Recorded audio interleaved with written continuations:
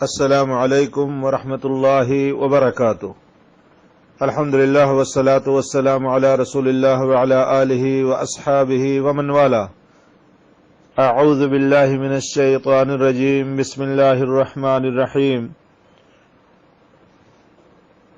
ثم كان من الذین آمنوا وتواصوا بالصبر وتواصوا بالمرحمہ اولئک اصحاب المیمنہ۔ رب اشرح لی صدری ویسر لی امری واحلل عقدۃ من لسانی یفقہوا قولی۔ میرے محترم دینی ملی بھائیوں، دوستوں اور ساتھیوں، آج کی نصیحت کا موضوع ہے شفقت و رحمت، دلی رقت اور نفسانی شفقت جو عفو درگزر اور احسان کو شامل ہو اس کو رحمت کہتے ہیں۔ اللہ رب العالمین کی رحمت کے خزانے بہت ہی وسیع ہیں۔ نبی کریم صلی اللہ علیہ وسلم رحمت للعالمین بن کر تشریف لائے۔ رحمت و شفقت انسانی فطرت میں رکھ دیا گیا ہے تاکہ دنیا میں ہمدردی کی راہ پہ چلا جائے۔ کبھی اپنے آپ پر رحم کیا جاتا ہے اور کبھی دوسروں پر رحم کیا جاتا ہے۔ اپنے آپ پر رحم کرنے کا مطلب اور مفہوم یہ ہے کہ خلوص دل سے اللہ کی عبادت کی جائے، گناہوں سے کنارہ کشی اختیار کی جائے اور گناہوں سے توبہ کر کے اپنے وجود کو اللہ کے عذاب سے بچایا جائے۔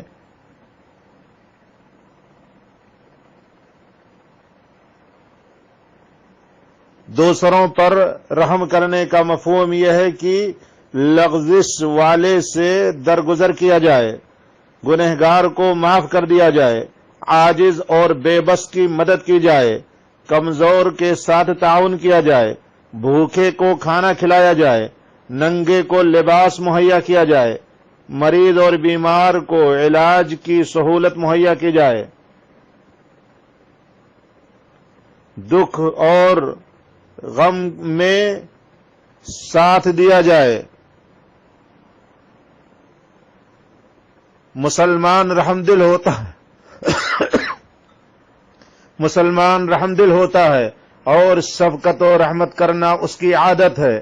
مسلمان خود بھی شفقت و رحمت کو پسند کرتا ہے اور دوسروں کو بھی اس کی تاکید کرتا ہے۔ ارشاد باری تعالی ہے، ثم كان من الذين آمنوا وتواصوا بالصبر وتواصوا بالمرحمة اولئك اصحاب المیمنہ۔ وہ ان لوگوں میں سے جو ایمان لائے اور جنہوں نے ایک دوسرے کو صبر کی وصیت کی اور ایک دوسرے کو رحم کرنے کی وصیت کی، ایک دوسرے کو صبر اور رحم کرنے کی وصیت کرتے رہتے ہیں، اولئک اصحاب المیمنہ، یہی لوگ دائیں جانب، دائیں ہاتھ والے یعنی سعادت والے ہیں۔ تو جب آپس میں رحمت و مہربانی کرنا مسلمان کی صفت اور شان ہی ہے، تو مسلمان کو چاہیے کہ جو چیز اپنے لیے پسند کرے وہی چیز اپنے مسلمان بھائی کے لیے بھی پسند کرے، اور جو چیز اپنے لیے ناپسند کرے وہ اپنے مسلمان بھائی کے لیے بھی ناپسند کرے۔ پیارے حبیب جناب محمد رسول اللہ صلی اللہ علیہ وسلم نے فرمایا ہے، قسم ہے اس ذات کی جس کے قبضے میں میری جان ہے، کوئی بندہ اس وقت تک مومن ہو ہی نہیں سکتا جب تک کہ وہ اپنے بھائی کے لیے وہی چیز پسند کرے جو اپنے لیے پسند کرتا ہے۔ یعنی ہر مسلمان جو دنیا آخرت کی خیر و بھلائی اپنے لیے چاہتا ہے، وہی خیر اور بھلائی اپنے مسلمان بھائی کے لیے بھی چاہے، اور جیسے اپنے لیے کوئی نقصان نہیں چاہتا اسی طرح اپنے مسلمان بھائی کے لیے ضرر و نقصان کی قطعاً خواہش نہ رکھے۔ رحم و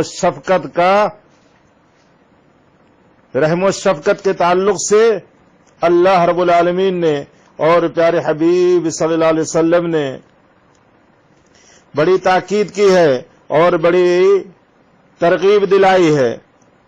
اللہ کے رسول صلی اللہ علیہ وسلم نے بیان فرمایا، انما یرحم اللہ من عبادہ الرحماء، اللہ اپنے بندوں میں سے ان پر رحم کرتا ہے جو دوسروں پر رحم کرتے ہیں۔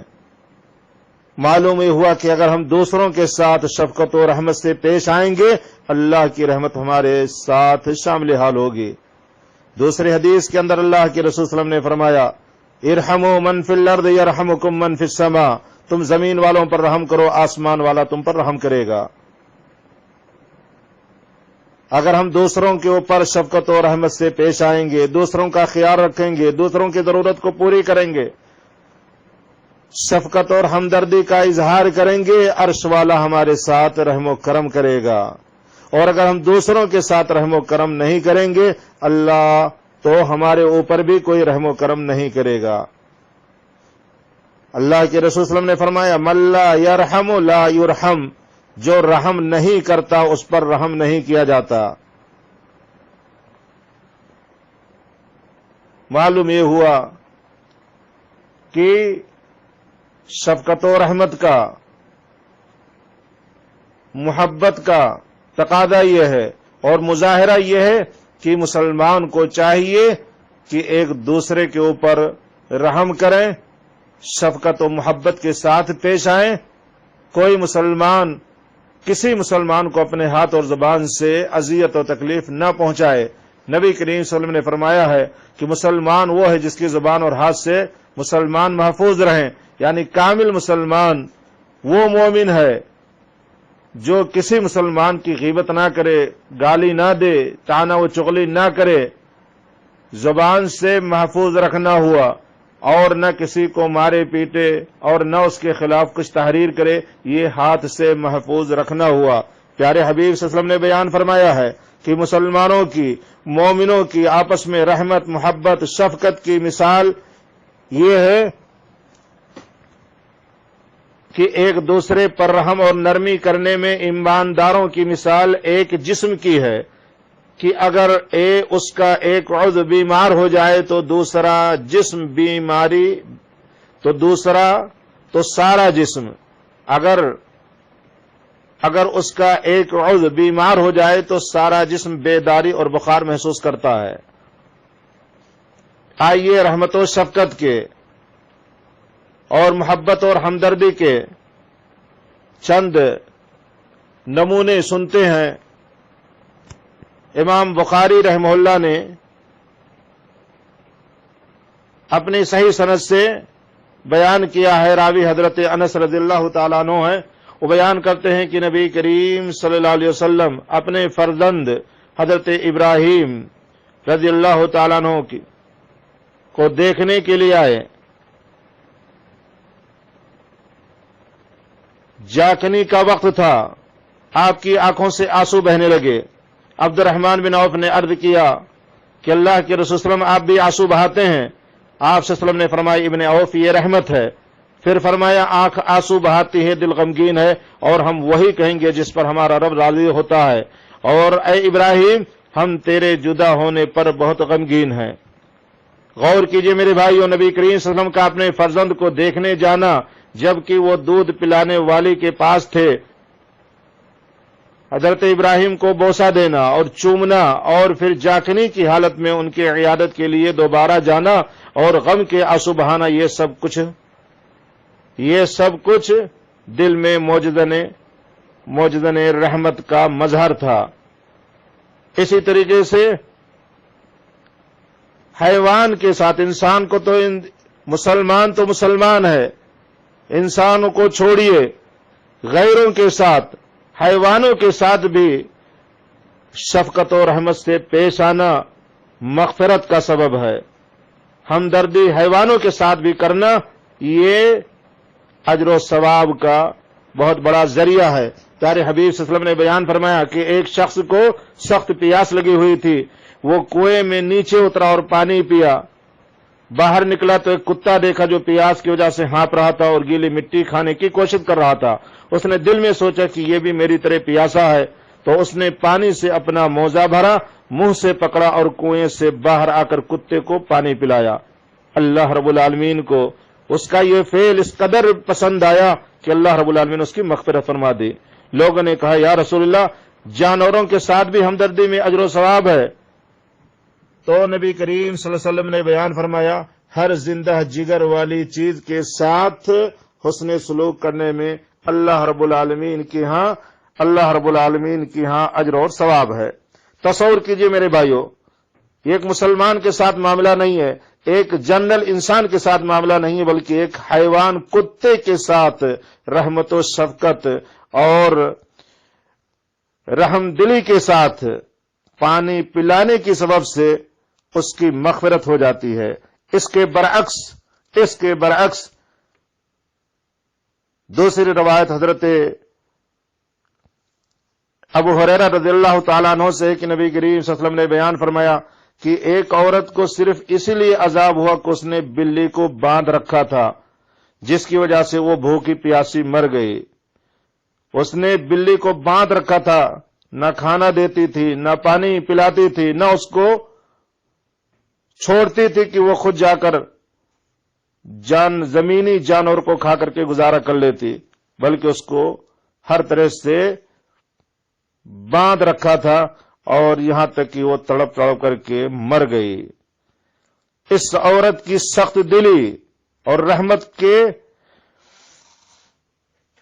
اس عورت کا یہ طرز عمل اس کے دل کی سختی اور رحمت کے فقدان کی وجہ سے تھا، اور وہ رحمت و شفقت سے عاری تھی، اس عورت کا دل سخت تھا، تو اس سختی کی وجہ سے اللہ رب العالمین نے اس کو عذاب کے اندر گرفتار کر لیا۔ تصور کیجئے میرے بھائیوں، حیوان کے ساتھ بھی رحمت و شفقت کے ساتھ پیش آنے کے سبب اللہ رب العالمین نے مغفرت فرما دی، اور دوسری حدیث کے مطابق حیوان کے ساتھ سخت دلی برتنے کی بنیاد پر اللہ رب العالمین نے عورت کو عذاب کے اندر گرفتار کر دیا۔ معلوم یہ ہوا کہ ہمیں آپس میں ایک دوسرے کے ساتھ شفقت اور رحمت کے ساتھ پیش آنا چاہیے، اپنے اوپر رحم کرنا چاہیے، غیروں کے اوپر بھی رحم کرنا چاہیے، حیوانوں کے ساتھ بھی رحمت اور شفقت کے ساتھ پیش آنا چاہیے، اور دوسروں کی گناہوں کو معاف کر دینا چاہیے، لغزشوں کو درگزر کر دینا چاہیے، اور عاجز و بے بس کی مدد کرنی چاہیے، کمزور کے ساتھ تعاون کرنا چاہیے، بھوکوں کو کھانا کھلانا چاہیے، مریض اور بیمار کے علاج کے لیے سہولت مہیا کرنی چاہیے۔ یہ سب کے سب رحمت و شفقت کے آثار ہے۔ اللہ رب العالمین سے دعا ہے کہ پروردگار ہمیں ان باتوں پر عمل کرنے کی توفیق نصیب فرما۔ وآخر دعوانا ان الحمدللہ رب العالمین۔ سبحانک اللہم و بحمدک، اشہد ان لا الہ الا انت، استغفرک واتوب الیک۔